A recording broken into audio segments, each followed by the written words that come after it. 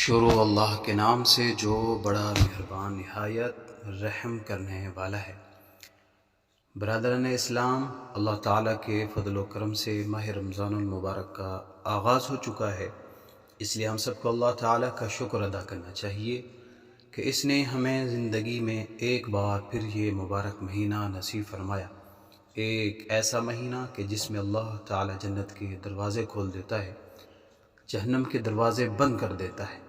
اور شیاطین کو جکڑ دیتا ہے، تاکہ وہ اللہ کے بندوں کو اس طرح گمراہ نہ کر سکیں جس طرح عام دنوں میں کرتا ہے۔ ایسا مہینہ کہ جس میں اللہ تعالیٰ سب سے زیادہ اپنے بندوں کو جہنم سے آزادی کا انعام عطا کرتا ہے، جس میں خصوصی طور پر اللہ تعالیٰ اپنے بندوں کی مغفرت کرتا ہے اور ان کی توبہ اور دعائیں قبول کرتا ہے۔ تو ایسے عظیم و شان مہینے کا پانا یقیناً اللہ تعالیٰ کی بہت بڑی نعمت ہے، اور اس نعمت کی قدر و منزلت کا اندازہ آپ اسی بات سے کر سکتے ہیں کہ سلف صالحین رحمہ اللہ 6 ماہ تک یہ دعا کرتے تھے کہ یا اللہ ہمیں رمضان المبارک کا مہینہ نصیب فرما۔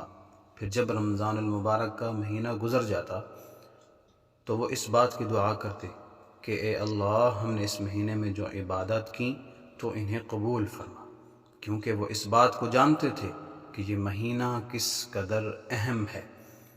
اللہ جل جلالہ مجھے بھی اور آپ سب کو بھی اس مہینے کے عظمت کو سمجھنے کی توفیق عطا فرمائے اور زیادہ سے زیادہ نیکیاں کرنے کی توفیق عطا فرمائے، آمین۔